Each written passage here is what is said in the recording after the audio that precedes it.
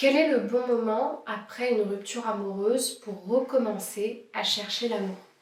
Bonjour à vous mesdames, j'espère que vous allez bien. Je suis très heureuse de vous retrouver aujourd'hui dans ce nouvel épisode dans lequel on va parler justement, j'allais dire, du printemps amoureux. Pourquoi le printemps? Parce que le printemps, sauf erreur de ma part, je crois que c'est le moment dans la vie animale où il y a la période de séduction, la période, je crois, des amours, de reproduction. C'est aussi la période naturelle où les fleurs ressurgissent, juste avant l'été. Quelque part, c'est une période de renouveau, le printemps. Et c'est un petit peu comme ça que je vois la guérison après une rupture amoureuse et le fait de recommencer à se laisser emporter par des nouveaux amours, à faire de nouvelles rencontres. Cette période qui est belle, qui est idéale, entre guillemets, mais qui, quand elle est faite trop tôt, peut être aussi déstabilisante, surtout quand elle est faite au mauvais moment. Pour les personnes qui ne me connaissent pas, je me présente, je m'appelle Chloé Mercart, je suis praticienne en thérapie et depuis 2020, j'accompagne les femmes à se libérer de la dépendance émotionnelle en leur apprenant à s'aimer pour qu'elles soient dans des relations amoureuses plus saines, plus conscientes et plus épanouissantes avec les hommes. Donc je vous accompagne avec les outils issus de la programmation neurolinguistique, de l'hypnose, de la Kundalini activation ou encore des constellations familiales. Si vous n'êtes pas encore abonné, je vous invite à le faire maintenant en cliquant sur le bouton s'abonner de la chaîne YouTube et du podcast en activant bien la cloche des notifications. Et si vous n'êtes pas encore au courant, sachez qu'une formation offerte est disponible pour vous. Il s'agit des 3 étapes thérapeutiques à renforcer pour sortir des mécanismes de dépendance en amour. Et donc c'est une formation qui vous permet de mieux comprendre justement vos mécanismes intérieurs, vos attentes aussi par rapport à l'amour, vos conditionnements et de savoir qu'est-ce qui peut vous bloquer dans vos relations amoureuses. Donc pour télécharger cette formation, je vous invite à aller dans la description de l'épisode, à cliquer sur le 2e lien, à remplir le formulaire et vous la recevrez directement par mail.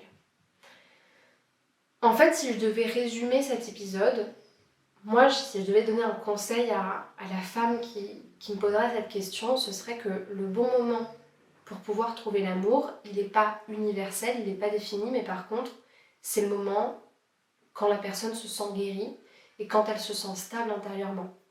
Donc même si parfois vous avez l'impression de tout de suite vouloir remplacer quelqu'un par une autre personne, passer à autre chose, parce que c'est tellement plus simple de se remettre sur les applications de rencontres et penser à autre chose et se divertir et avoir quelque chose qui nous donne la sensation de ne pas perdre son temps et de tout de suite avoir des informations. Et c'est peut-être un peu tôt. Le plus important à mon sens, c'est de faire les choses, chaque chose en son temps. Parce que quand vous sortez d'une rupture amoureuse, néanmoins, que vous le vouliez ou non, il y a un petit peu une période hivernale qui s'installe en vous. Cette période d'introspection naturelle, de remise en question. C'est dur une rupture amoureuse, même quand on part, ça demande beaucoup de responsabilités, beaucoup de décisions intérieures à prendre, de réorganisation, le temps de se retrouver. Et avant d'avoir l'énergie de se remettre à rechercher quelqu'un, de reprendre le temps, de connaître la personne, de prendre des informations, de se voir, de se revoir, de se re-revoir, de savoir si on est amoureux ou pas, si l'autre est amoureux ou pas, de garder son équilibre intérieur, de ne pas développer d'attente, de ne pas faire le lien entre le comportement de l'autre, ou ses dires, ou ses doutes, et notre propre estime de nous, il faut de l'énergie. Il faut de l'énergie, et quand on n'a pas pris le temps de guérir, on n'a pas cette énergie. On n'a pas cette énergie ou alors on n'a pas la bonne. On a l'énergie du manque, on a l'énergie de la mendicité, on a l'énergie de « j'ai juste envie de trouver quelqu'un et d'être dans le confort ». Oui, mais c'est pas le moment. Le moment, c'est de prendre le temps de guérir, de pouvoir justement permettre à son cœur de s'apaiser, de trouver sa paix, de trouver sa cicatrice, sa cicatrisation quelque part, de comprendre aussi les leçons de cette relation, ce que ça nous apprend de nous-mêmes, et puis prendre le temps de retrouver son équilibre personnel, c'est-à-dire son estime de soi, c'est-à-dire ses habitudes, ses nouvelles habitudes, au niveau de son nouveau logement, de ses amis, peut-être des fois ses nouveaux amis, quand on a fait du tri, des choses qui nous plaisent, un travail qui nous satisfait. Souvent, la rupture amoureuse, ça nous re-questionne sur le sens de notre vie. Est-ce que ce que je fais, ça a du sens quand finalement la personne en qui je comptais ne me correspond plus ou qu'elle ne veut plus avancer avec moi? Qui je suis si je ne suis pas dans cette relation? Est-ce que ce que je fais me donne du sens? Est-ce que tous les matins je me lève au bon endroit? Est-ce que je me lève pour faire la même chose, la bonne chose? Est-ce que finalement j'ai de la valeur? Tout ça, ça prend du temps à se remettre en place. Et pour que ce soit bien solide, bien stable, il faut laisser du temps aux choses de se remettre en place. Avant d'espérer le printemps, il faut déjà laisser le temps aux feuilles de tomber, aux arbres de bien s'ancrer dans le sol et leur donner l'énergie nécessaire pour recréer des bourgeons qui ensuite pourront éclore et donner ces belles couleurs du printemps.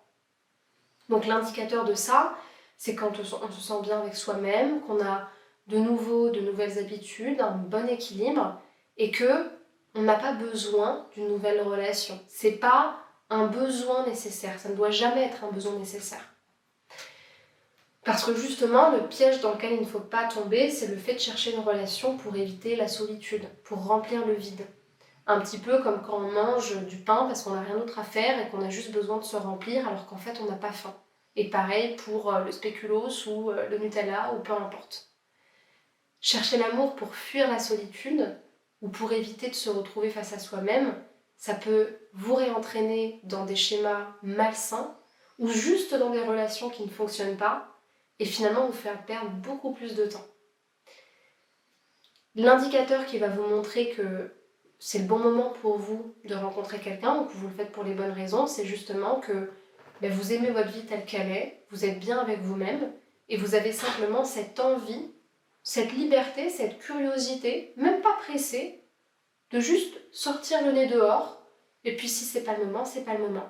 Pour moi, le signe, c'est vraiment quand je sens que j'en ai pas besoin, je suis pas pressée, je fais juste des rencontres presque désintéressées. Parce que finalement, une femme qui est prête à rencontrer quelqu'un, qui a changé, c'est cette femme qui a pris le temps de la rupture pour se remettre, pour reprendre confiance en elle, pour se re-questionner sur sa valeur, pour être consciente de ses ressources, de ses forces, de ce qu'elle a apporté, de ce qu'elle veut plus, de ce qu'elle veut, tout en se laissant une certaine liberté et en ayant, je dirais, cette stabilité de la lenteur, cette capacité de prendre le temps et de ne pas être dans l'effervescence de la nouveauté. Ça, tout ça, c'est très important. Évidemment, ce que vous aurez aussi appris de la relation.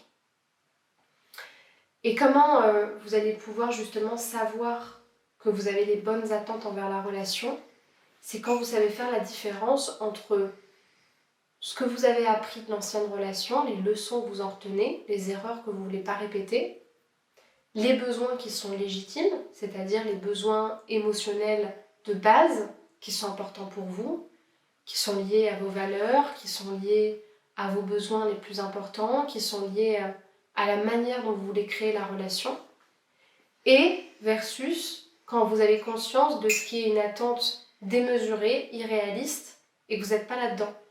Par exemple, les attentes démesurées, ce serait de se dire il faut que la prochaine relation remplisse tout ce que je n'ai pas eu dans mon ancienne relation, alors que toutes les attentes non satisfaites, c'est pas forcément nécessairement ce dont vous avez besoin. C'est pas forcément quelque chose qui est très réaliste ou qui est très sain. Donc c'est vraiment quand il y a une forme de clarté et d'ancrage et de paix par rapport à ce que vous voulez. Donc voilà ce que je voulais vous dire par rapport à cette situation-là, à cet épisode. Je pense que le plus important, c'est de pouvoir se faire accompagner si on en a besoin, jusqu'à ce qu'on sente qu'on a une certaine paix, une certaine force, une certaine stabilité pour aller vers quelqu'un. Si c'est un épisode qui vous a plu, je vous invite à liker la vidéo avec un pouce vers le haut, à mettre 5 étoiles à l'épisode, à laisser un commentaire, un message si vous en avez envie, pour que la vidéo soit référencée, l'épisode aussi. Et si vous avez envie justement d'être aidé dans cette guérison, d'être accompagné dans cet hiver avant le printemps, eh bien je vous invite à cliquer sur le premier lien en description de l'épisode, à choisir l'horaire qui vous convient, à répondre aux questions. du formulaire pour qu'on puisse discuter ensemble de ce que vous souhaitez changer, de votre situation problématique et puis surtout qu'on puisse faire le point sur toutes les choses que vous avez besoin de développer en termes de ressources, d'apprentissage pour pouvoir avancer. Et puis ensuite, on programmera une première séance si besoin.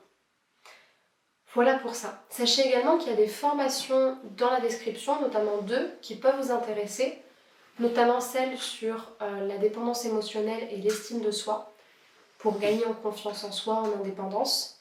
Et puis, pourquoi pas, il y en a une autre qui peut vous intéresser aussi, c'est sur les clés émotionnelles, les clés d'intelligence émotionnelle dans les relations amoureuses, pour donner toutes les chances à une relation de s'épanouir et d'évoluer dans le temps.